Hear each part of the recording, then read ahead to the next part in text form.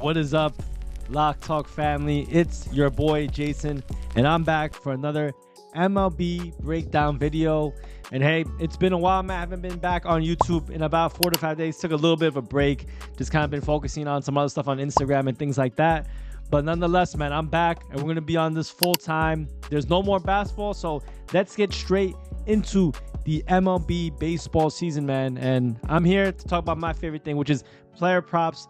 I think you could talk about like all the game sides on any video, but I want to come here and give up a new, fresh perspective on these prop videos because props are definitely very hard to do in MLB. It's not like the NBA, like we've been crushing all year this past year, man. Like, shout out to the Celtics, man. Got the win, brought the chip to the East Coast, so that's good. But hey, man, I'm from New York, so I have no respect for Boston. I'm kidding. But hey, this is a different game.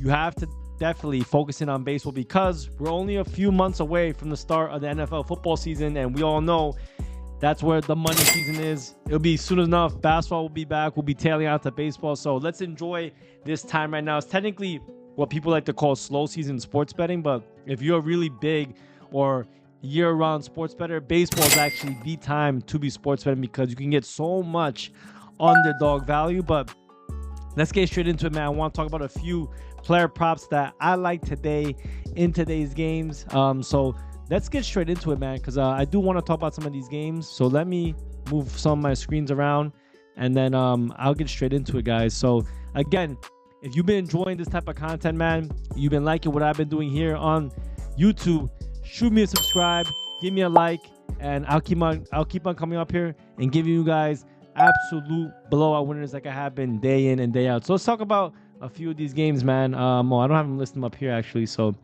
let me bring this back. I'm gonna look up a few of these props I did take a look at and I wanted to focus in on.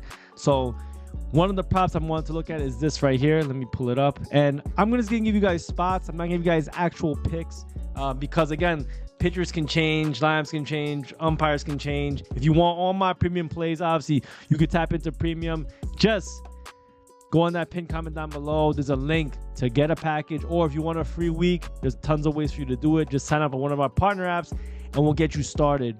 All right, so let me reduce my image a little bit so then we can get more of the screen, because that's what you guys want to see anyway, right? You guys also want to see my pretty face all the time.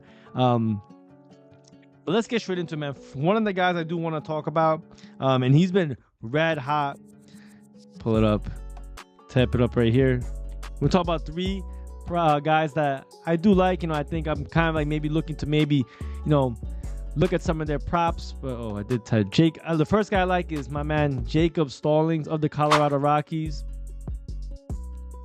and I like him particularly for hits, runs, and RBIs, and this is why. So he hasn't been doing too good as of late in the last 10 games, but in the last 5, he's been heating up over 1.5 hits, runs, and RBIs, and that's a bet that if you get 1 hit, 1 RBI, and 1 run, you get 2 of those, you go over. And the easiest way, obviously, if he hits a home run, or another way they can do it is he gets a hit and someone else scores, that's an RBI, and then a run. Another way it could be done is he gets walked 2 times and 2 other guys run him in for an RBI.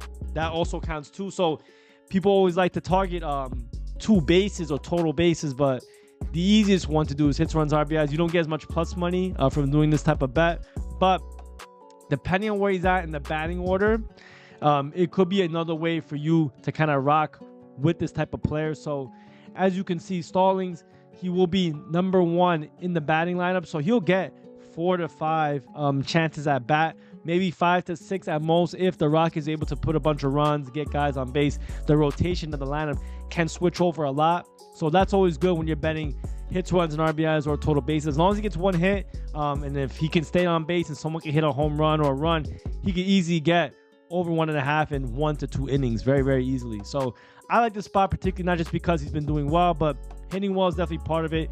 He has a good matchup against Walker Buehler, who is not that good. He has a pretty good, decent batting average against right-handed pitching. Walker Buehler gives up a lot of chances. I mean, just look at that ERA for Walker Buehler, man. It's fucking terrible. 4.66, 4.6 ERA. And now he's been going at Coors Field, which is a super hitter-friendly ballpark. They have the total, I think, right now at 11. So they do expect runs to come in. I think Stallings will be one of those guys that will contribute to it. If you look at his pitch mix, the fastball, 29% of his pitch mix. He has a very, very low K rate. Not the highest expected batting average, but a .348, 3.346 is pretty goddamn good. So I think he definitely get him there. And even against the cutter, low strikeout rate, a little bit of a lower batting average. But if he's not striking out, that means he will probably get some contact at least, or maybe get walked. Again, even into his other pitch mix, the sinker, he has a really good batting average. So 2 out of the 3 pitch mixes are his heaviest, the fastball, the cutter, and the sinker. Jacob Stallings does very, very well. So I like Jacob Stallings for hits, runs, and RBIs, or just for him to do well, get a hit. Of course, maybe you could do total bases, but again, total bases is a little bit different. Granted, he did get that in his last game because he got a home run, but no, I think because of the option out of hits, runs, and RBIs, him hitting first, if he gets, on base and then maybe gets a run in, we can hit this. It's not relying on him getting like 2 singles or a double. But of course, if he gets a double and doesn't do anything else, the hits, runs, and RBIs would lose. Total bases would win, but total bases is also another way for you to play it. I think he's going to get 4 to 5 at bats. Yesterday he only got 3 plate appearances, which is pretty surprising. But today, I think he will probably likely get a few more at bats. In my opinion, I think he'll get like maybe 4 to 5. Let's take another one, man. Next one I want to take a look at is it's gonna be a plus money play, and it's gonna be a pitcher matchup. And I hate this guy, but even with my hate and disdain for players, I still have to look towards them if I think they are good matchups. So it's not the under I actually am looking towards Pablo Lopez and the over 6.5 strikeouts. Unfortunately, this line moved. It was at 6 in a lot of the fantasy apps. If you want one of those fantasy apps, you go to Chalkboard, Sleeper, Prize Picks. Those are what I'm talking about. The sports books, they moved this line a lot. If you want to get 6+ strikeout, which is basically over 5.5, it's -210. We don't bet that over here, but I think he has an extremely, extremely good matchup, and this is the reason why, guys. So he will be facing the Tampa Bay Rays, I believe. Tampa Bay Rays. Yep, Tampa Bay Rays. He is let me see, hold on, I'm sorry. He has not been pitching that well in terms of the strikeouts. He's been going against some decently tough teams. Colorado Rockies, but the Yankees, very tough to strike out. Houston, one of the toughest teams to strike out. Texas, very similarly, even though they have not been hitting well as of late. Washington, they've actually been hitting very, very well. Looks like he got rocked, and he went against the Yankees again. So some of the matchups he went against have been very, very, very, very tough. But the one that I do want to say is, even though he's going against the Tampa Bay Rays, who have not been hitting that well at all. I don't know if they have the stats here, but we take a look. Even on the season, the last 30 days, 24 ranked against the strikeout. 2024, 22nd ranked. But in the past 2 weeks, which the charts aren't here, it's on another site I got, they're the second highest strikeout team in the MLB, right behind the Oakland A's. So Pablo Lopez, I think this will be a great spot for him to use his strikeout mix, his pitch mix, and get a bunch of strikeouts and perform fairly well, in my opinion. Tampa Bay, against his pitch mix, if you look at the fastball, you have some guys that strike out a shit ton. Jackson, Caballero, Yanni Diaz. Let's take a look who else. Palacio, guys that could definitely be huge targets for that pitch at least. Against the slider, even some more guys that have pretty high strikeout rates. Jackson again, Caballero. Let's see who else. Walls, Rosarena and DeLuca have done okay. Low, 50% strikeout rate against that pitch mix. And the last one that I think he has a big one is the changeup. And the changeup, these guys have done pretty good. But at least the fastball and the slider, Pablo Lopez has that type of pitch mix to give this Ray team's problems who have been striking out in a very, very high strikeout rate. So I like the matchup for Pablo Lopez. You could look at some other things. They don't have his outs for some reason. You could look at maybe earned runs. They have it right now at under or over 2.5 earned runs. I think that's okay. Pablo Lopez is prone to giving up home runs sometimes. He leaves the ball right over the plate sometimes. So it's a little bit scary. If you look at the Tampa Bay Rays, their power numbers have not been super crazy. And you might say, yo, if he's striking out guys, don't you think he's not going to get earned runs? That's not entirely true, because you can get a bunch of strikeouts and give up 3-4 earned runs, give up home runs.